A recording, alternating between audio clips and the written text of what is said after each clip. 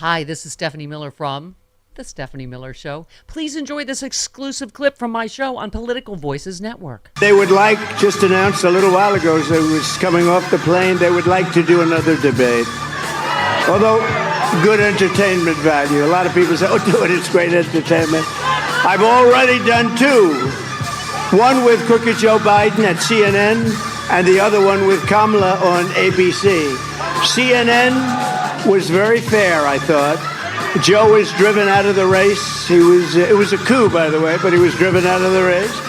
And they've been widely criticized by the radical left lunatics for all of the fairness. They were very fair. In other words, they won't be fair again because they took a lot of abuse from the radical left. ABC was 3-on-1, but I was given credit for having done a very, very good job. I appreciate that. We did a great job. It was 3-on-1. So, yeah, I mean, Donald is getting busted for this whole, oh, it's too late. He said, she's done one debate, I've done two. It's too late to do another. I'd love to in many ways, but it's too late. The voting is cast. The voters are out there. Talk to Mitch McConnell about Amy Coney Barrett. Right. Amy Coney Island. Yes. The first debate, by the way, CNN's Amara Walker, I think that's how I pronounce her first name, needled the former president for speaking out of both sides of his mouth. She said, the first debate in 2020 was September 29th. The second was in October. The whole point of it is to make it possible for you to be elected president of the United States, not for the entertainment value or any other calculation. It doesn't matter who gets the last word. In the calculation of candidates, Trump sees no plus for him going again. That's true. The first debate with Joe Biden went so well for Donald that Biden did so poorly that it resulted in him dropping out of the re-election bid. So now Trump clearly sees no win here. He would have gone, it makes it pretty clear on a Fox News debate, but he didn't want to go on a debate on CNN, so that speaks for itself. I mean, he's terrified of her, rightfully so. I mean, she wiped the floor with him, and he's terrified. And I understand him backing out. So it's a no-win situation. He either does it and loses again, miserably, or he backs out and he looks like the wuss that he is. Yeah. You know, and so I think that Kamala Harris baiting him like this is smart. She has nothing to lose either way. No. Because she knows what she's doing. People are complaining that they don't know what she stands for. Listen to anything she says, everybody. Yeah. She keeps talking about her policies. Heaps of policies. She keeps talking about it. If you don't know what she stands for, then you are not interested in paying attention. Exactly. And people are, she should sit down for another interview. Why? She sits down for a whole lot of interviews. All the time. Just not national. No, she's doing it locally. Whenever she goes to a city, she's sitting down with a local news person there on the radio or on television, wherever. And she is taking press when they yell at her to answer. She's taking those questions. Yeah. She's just not doing it nationally because her time is better spent in local markets. Absolutely. And she has other work to do besides campaigning, unlike Donald. Because everybody say, he does all these interviews all the time. Really? Really? Because he has nothing better to do. He does nothing. He sits on his ass and eats omelets from the omelet bar at Mar-a-Lago. Whilst trying to drive a little scooter, whilst trying to golf. Yeah. And when he hasn't sat down with Rachel Maddow. I double dog dare you to do that, buddy. Do it. Just, come on, bring it on. I'd kind of like to see Kamala go on Fox News. I would love that. Yeah. I mean, she just needs to talk to Pete Buttigieg because he's got that wired. He's like... Yeah. Yeah. He is so good. Well, he is sitting in for J.D. Vance in Tim Walz's debate prep. Are they even going to debate? Oh, yeah. Yeah, they're still going to debate. They are? Because I heard that Vance wanted to back out for obvious reasons. No, they're still going to debate. Oh, good. Yep, and Buttigieg is playing the role of J.D. Vance for Tim Walz. And he will be well prepared. And Tim Walz, for him to have admitted that he never used a teleprompter until recently... Yeah. It just means he's a really good politician because he knows what he's talking about without needing the notes up there on a screen for him to remind himself of what he wants to talk about. Yep. So I think he's going to be fantastic in that debate. Anyway, so Donald Trump was in North Carolina, apparently. He was in Wilmington, which is on the coast. So not near where you guys Not near were. us, no. Okay. He was in Wilmington. He said a vote for Vice President Harris would leave Americans unarmed and stolen from and potentially killed by migrants. Oh. Isn't that sweet? Okay. He's such a hopeful guy. He said Harris would confiscate guns and give away jobs to illegal immigrants. Okay, I'm the guy that was going to confiscate the guns. Right. She is a gun owner. Right. She was a prosecutor, which makes sense why she would be a gun owner. Right. That's nature of the job at that point.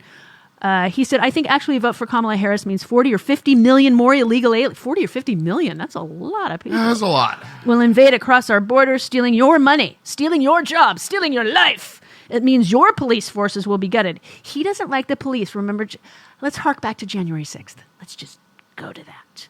He said, your guns will be confiscated and savage criminals will run wild in the streets. And that's what it means. You know what? That's what it means. Okay, he's repeating himself. Have you noticed he repeats himself? I've noticed he repeats himself. He's starting to repeat himself. He's starting to do that.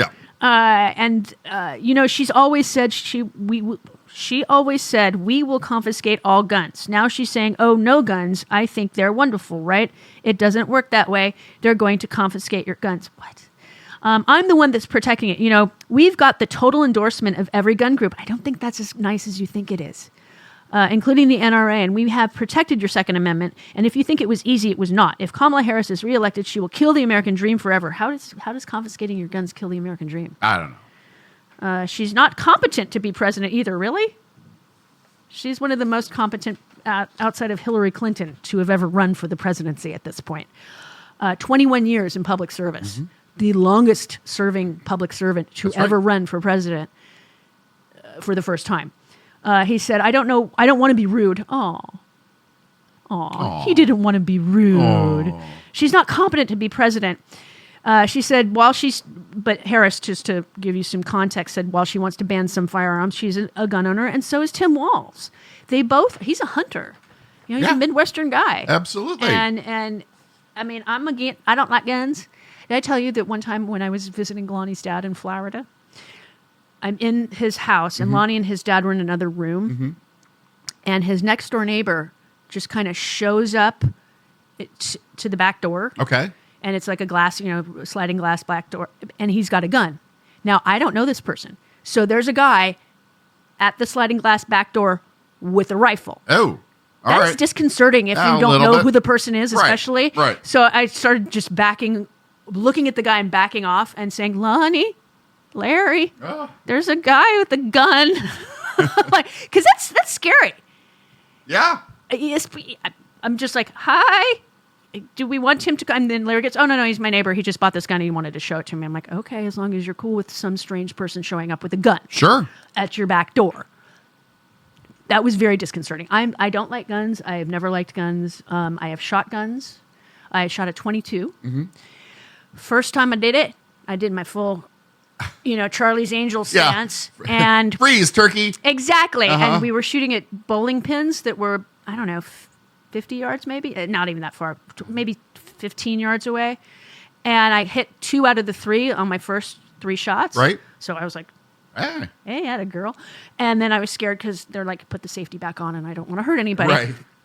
And so then, I got in line again to shoot again. And then I couldn't hit the broadside of a barn after that. It was just like beginner's luck. And only time I've ever shot a gun. And I'm happy to never do that again. It was a .22. It wasn't like it was a giant gun. It was a small gun. Yeah. But I shot a shotgun at Boy Scout camp.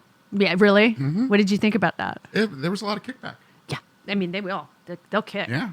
At you. I shot a bow and arrow once. I've shot bows and arrows too. I think I got my archery merit badge. Did you really? Yeah. That's cool. So it's like you want to kind of just let everything. You have to learn how to let it go. Yep. That's the thing. Yep.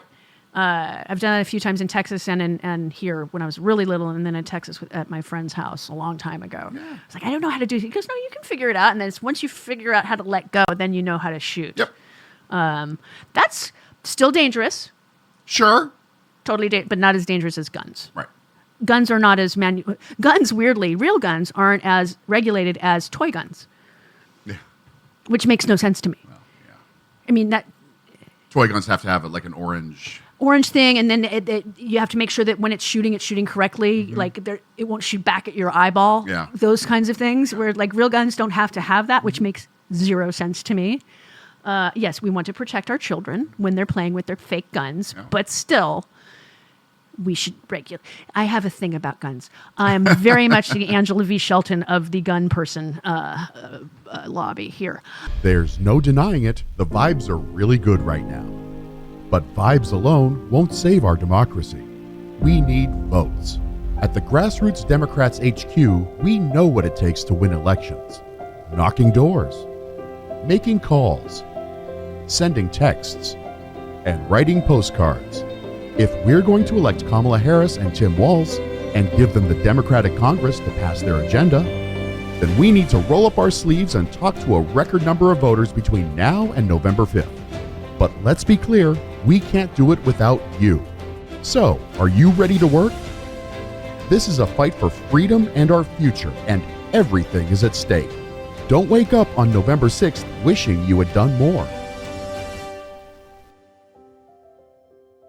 Join us. Go to grassrootsdems.org today to sign up to volunteer, and let's go win this thing.